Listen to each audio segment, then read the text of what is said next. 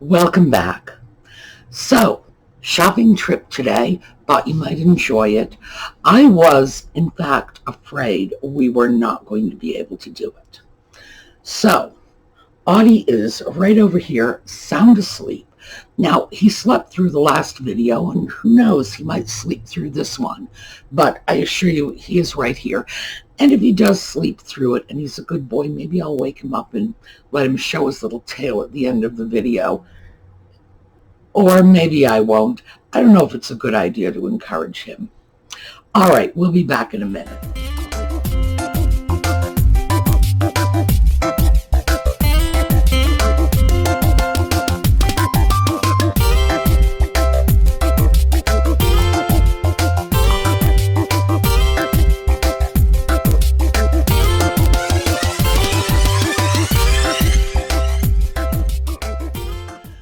Well, the reason that I was a little, iffy about whether or not we were going to be shopping is that Pennsylvania, which has been restriction-free pretty much for the last 2 months, is starting to impose new restrictions now.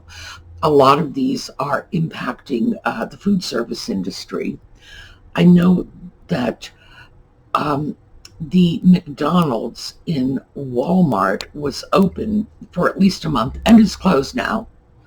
No idea why we're on this back and forth thing, but restrictions are tighter in some areas. I believe I mentioned, but I'm not sure, I now have to get my temperature taken when I go into the physical therapy office. I'm not crazy about that because, in fact, I have been tested for COVID-19 and I am COVID-free, but it's very easy to end up with a slight fever from time to time for all kinds of reasons, not the least of which is there are some mornings I've walked into that office and it's been 85 degrees out in the parking lot, even though it's only 8 a.m. So who knows what's going on? I certainly don't. But I am just glad to know that there are some shopping venues that are still open. So why don't we get into this?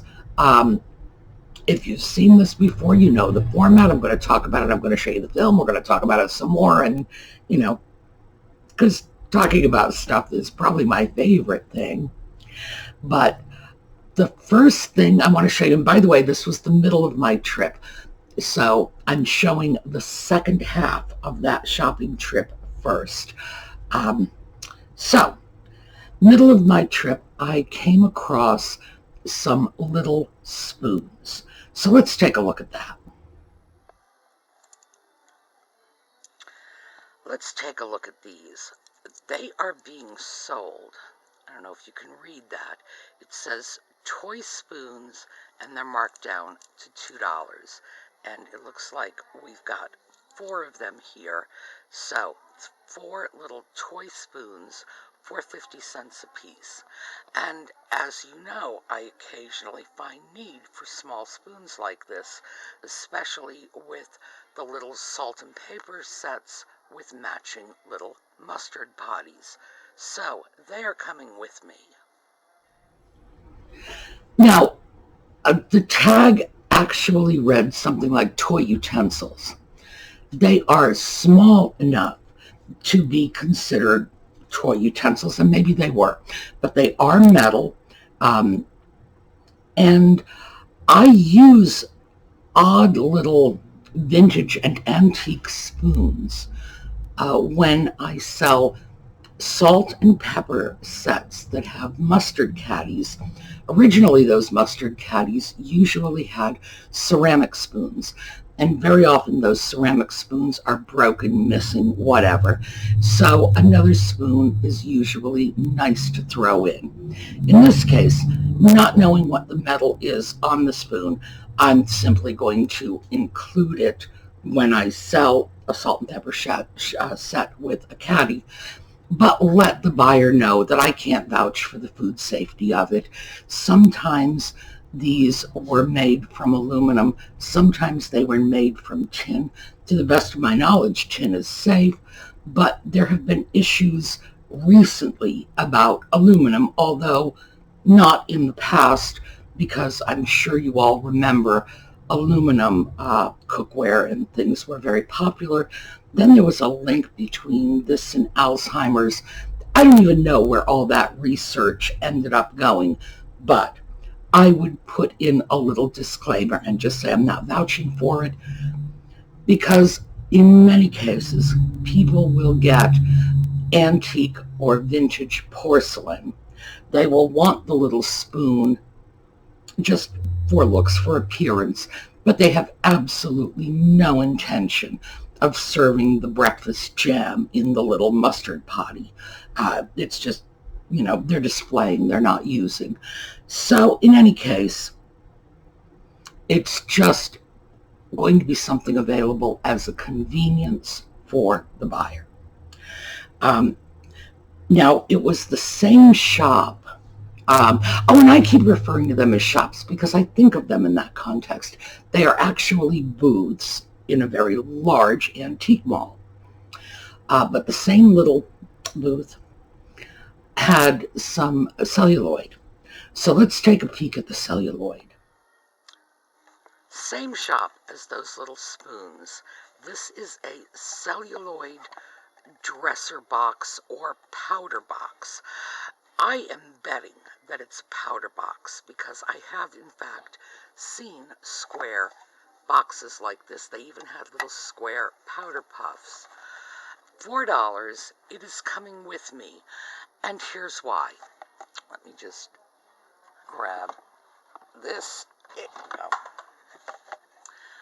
This is a celluloid dresser box or powder box. I'm sticking something into it.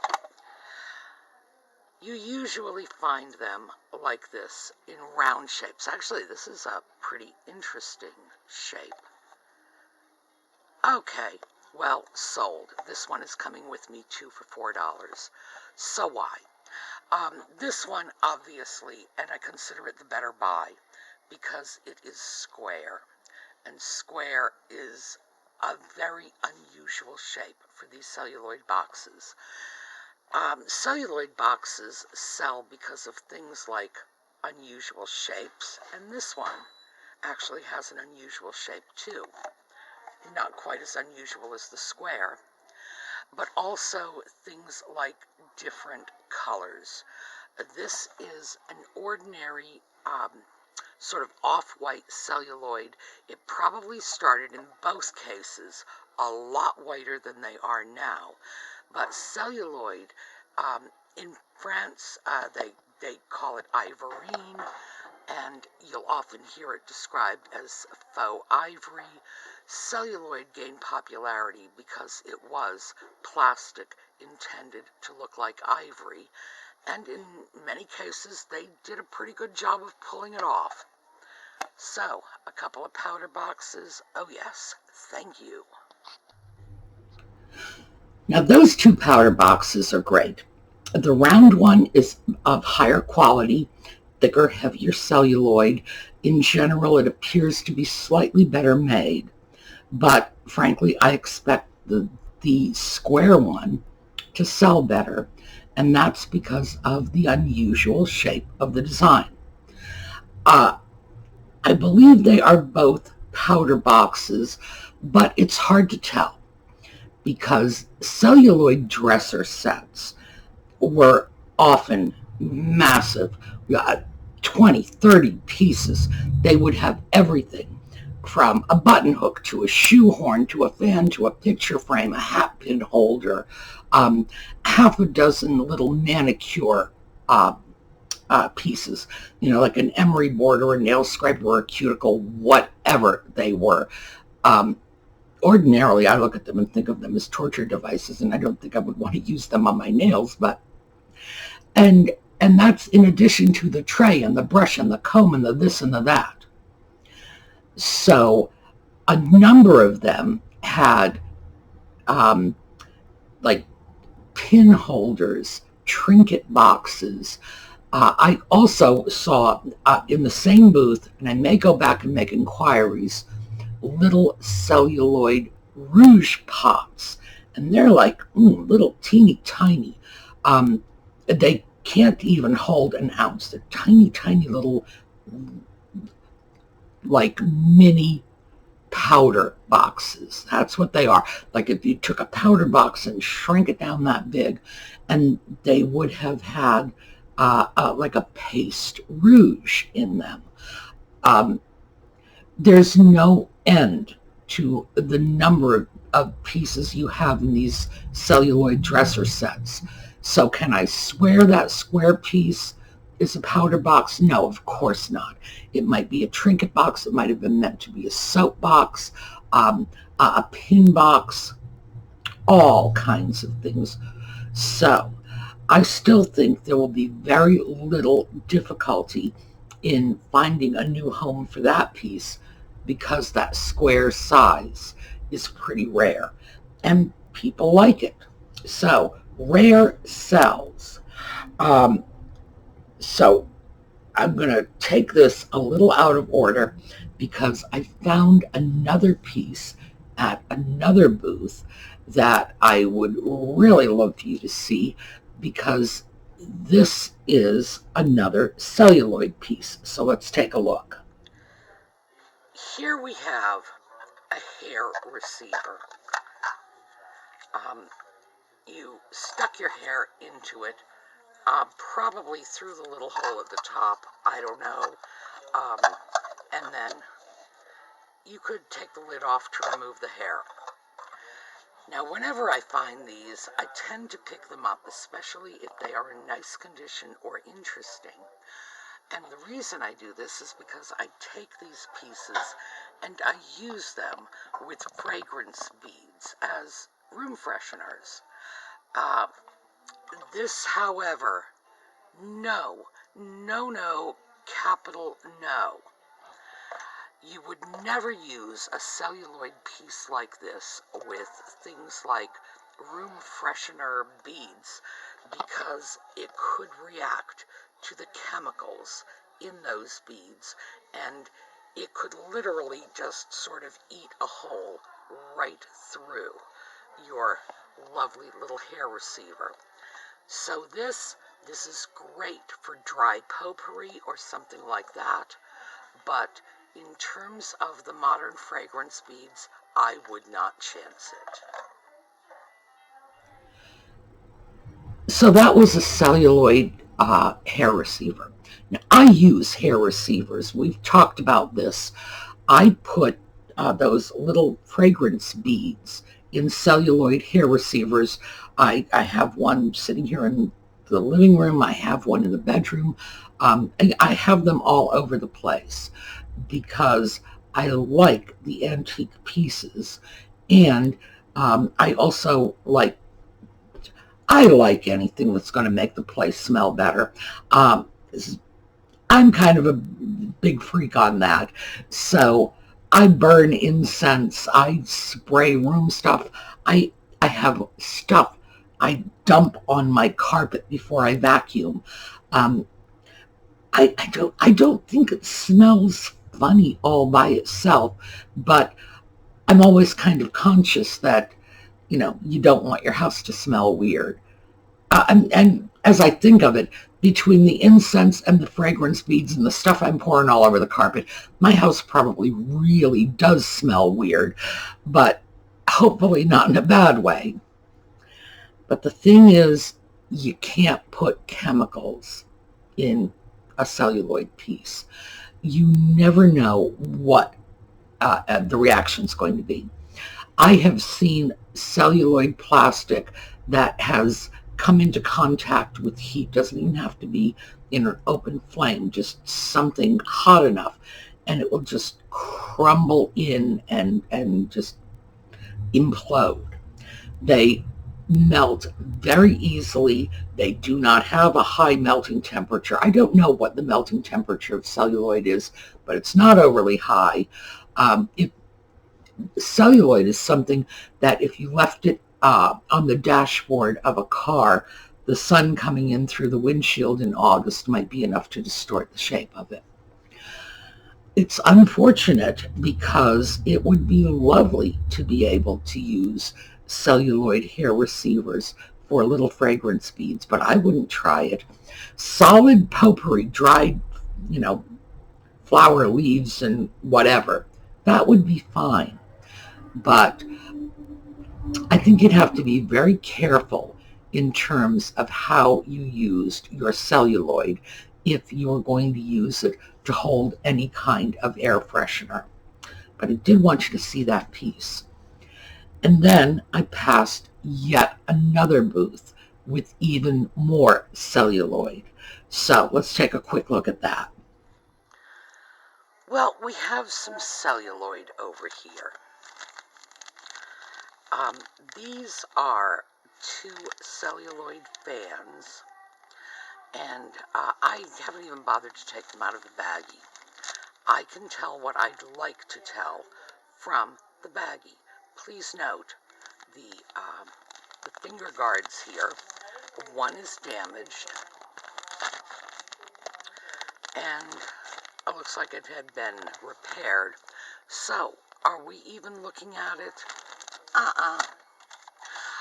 Worth selling, yes, but not for $10 a piece, not for the missing ribbon, not for the broken finger ring.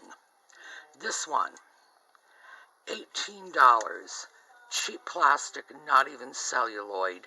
To be honest, if this thing were in perfect condition, we're talking $2 or $3 at most. In its current condition, it's not even worth selling. For something like this, I would say the thing to do is disassemble it and sell each individual stave separately for maybe $1 as a bookmark. It's about all you can do with something like that.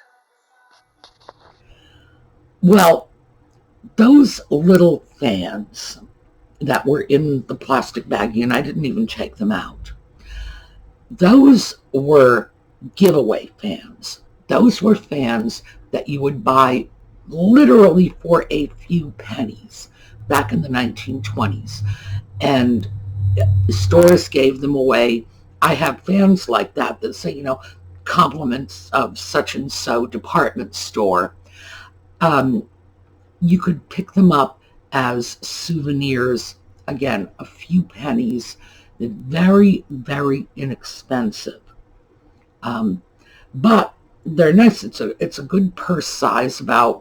Usually it's about maybe 4 to 6 inches long, closed. Very small. You can tuck them in a purse, tuck them in a pocket. Those pieces, if they had been in good condition, even without the ribbon, I would have considered a pretty good deal, because I keep silk ribbon on hand and I know how to ribbon a fan. And by the way, so do you if you've watched my videos, because I actually did a video on this a year ago. It's an easy process. You just have to be patient, but it's so simple. It's take the ribbon in and out, in and out, in and out. It's no skill at all, just patience and having the right kind of ribbon. Because when you redo a celluloid fan, you want to redo it with silk ribbon. You don't want to end up using modern ribbons or cotton ribbon or any of the man-made materials, because they're too thick and they will not fall nicely. And a good silk ribbon will allow the fan to close properly. And it's one of those things that a good ribbon makes it. Would I have bought them, 2 fans for $10, if all they needed was ribbon work? Sure, maybe.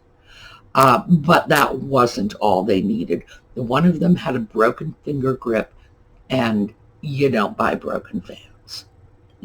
It's just, you can't repair celluloid Once it's broken for good. So there's very little point in buying something if you can't fix it. Now, the other piece that the fan that had the broken end, the one that I said was not even worth selling, that should be thrown in the trash. That's not celluloid, it's plastic. As a plastic fan in good shape, it's not worth even $10. So broken, it has no value, none.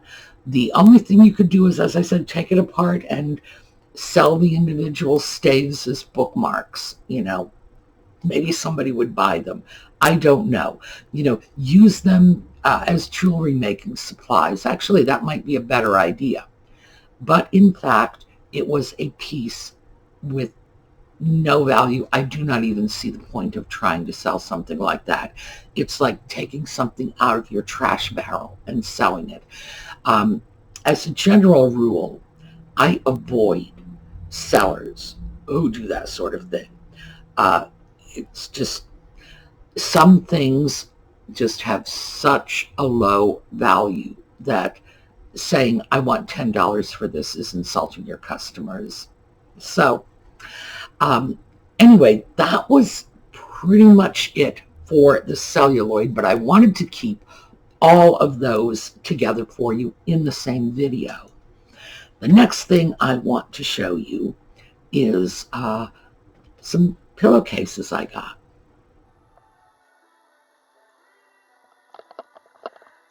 So somebody has a set of Noritake azalea china here that is being split up and sold by the piece. So let's take a look here. Fruit bowls, $5.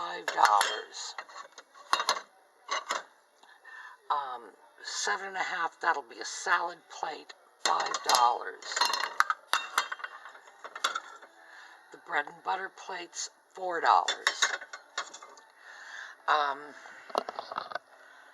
Here's a little salt and pepper shaker set that go with this set. They're also azalea.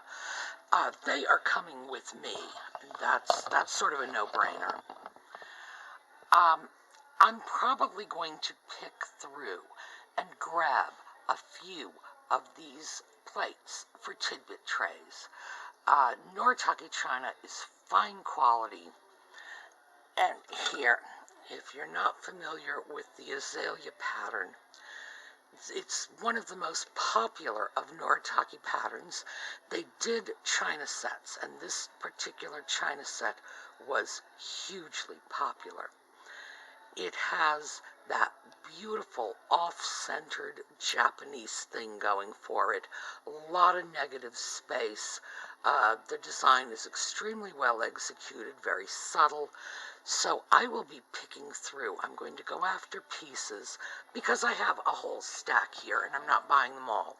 So I'm going to check the gold rims. I'm going to go after some with little or no wear on the gold. And notice there's gilding right over the edge.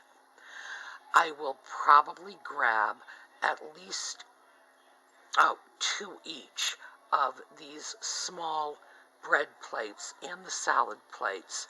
As I say, they will become tidbit trays.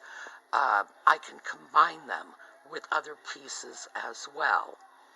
So I think I'm just going to do some picking just to get the nicest plates available.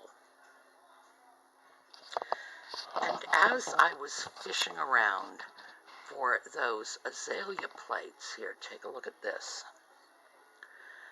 Very, very sweet little blue and white. H&C Company, I think the mark is. I'm going to have to look it up. I don't recognize it. But nicely executed little china pieces. We have 2 dinner plates. We have 2 salad plates and 2 little condiment plates for $10. And I'm looking at that and I'm seeing, tidbit tray, just add hardware. Same booth. I'm making out like a bandit here.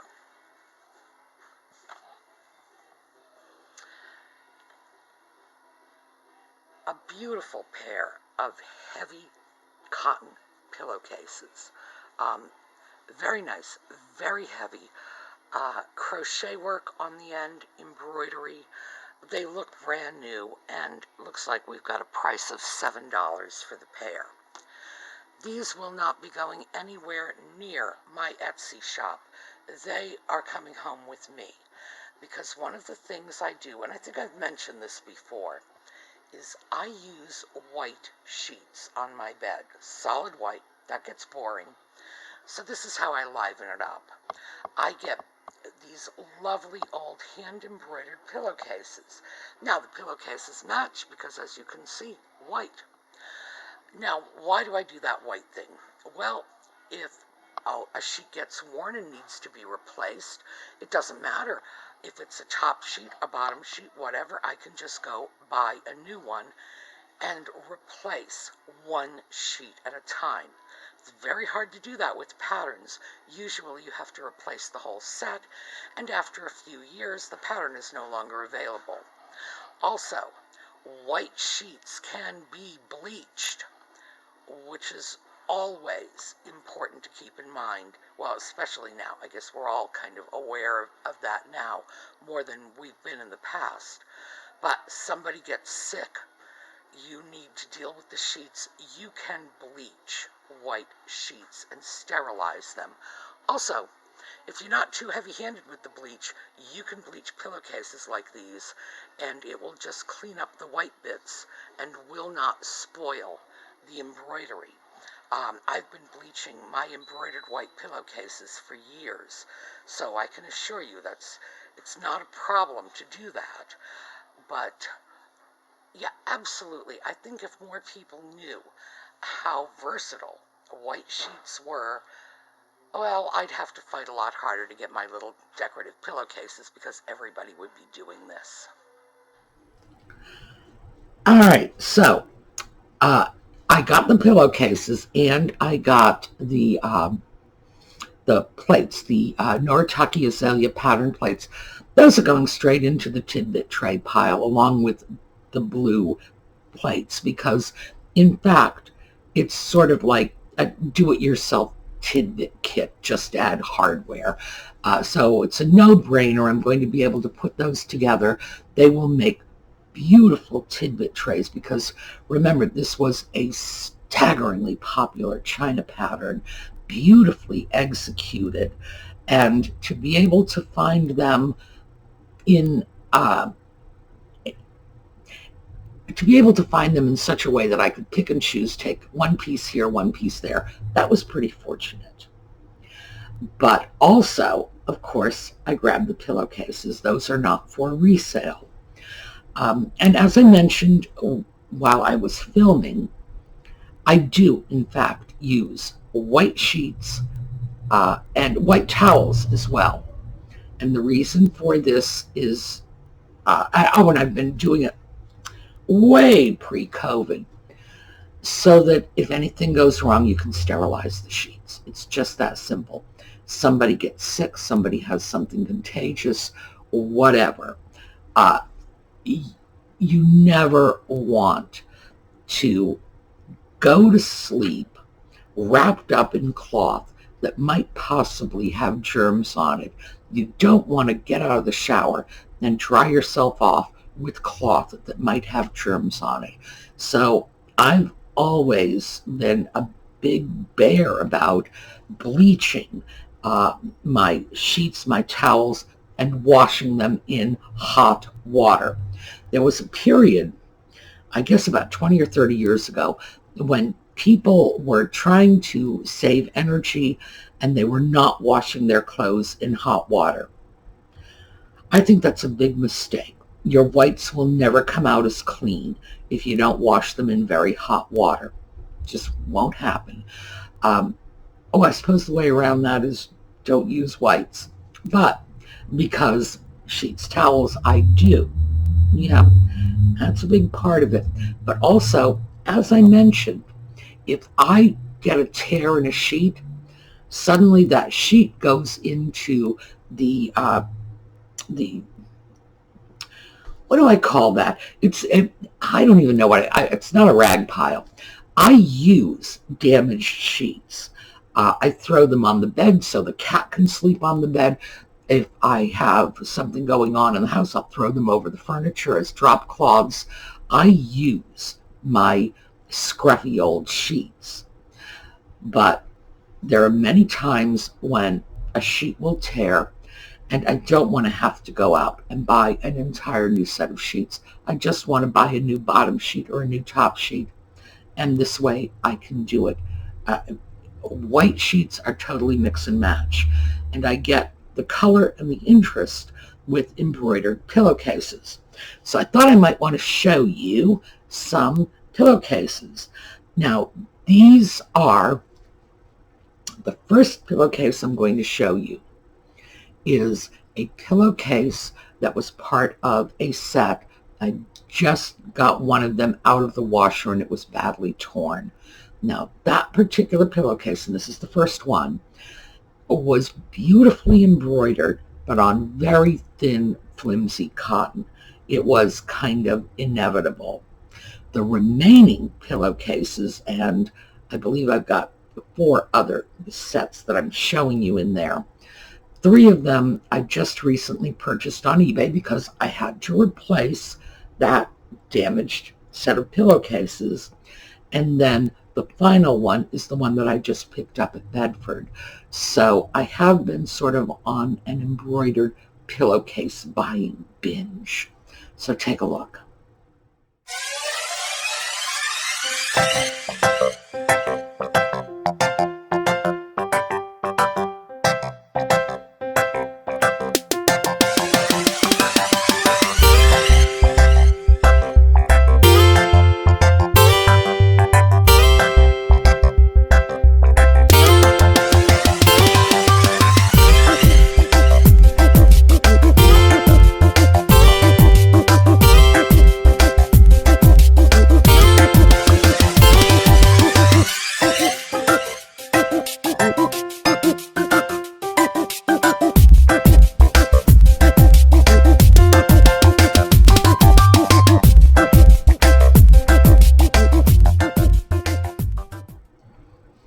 Okay, so you got a chance to see the new pillowcases. Yes, I got most of them on eBay.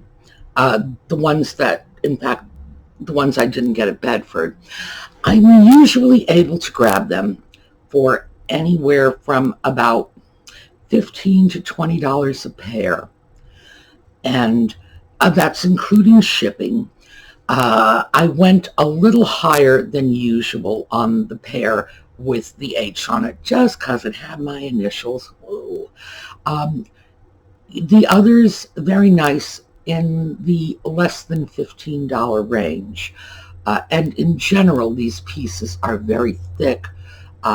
It's good quality cotton, and they're going to last a long time.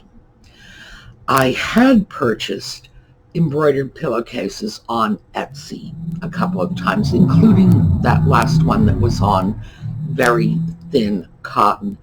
And I found that they just haven't held up. And that's interesting because all different sellers, it's same thing with eBay, all different sellers. I just have much better luck on eBay than I have had on Etsy. On Etsy, I have usually found myself disappointed, but being able to go into a store and buy them after having handled them is so much better. So I hope you will consider it, and remember, embroidered pillowcases can be bleached just as easily as sheets can. So we have a lot more shopping, but we're not going to get into it today. We're running out of time. So take a look at JLS's pretty sunset pictures. I wish you all a very good day, and I will see you all tomorrow.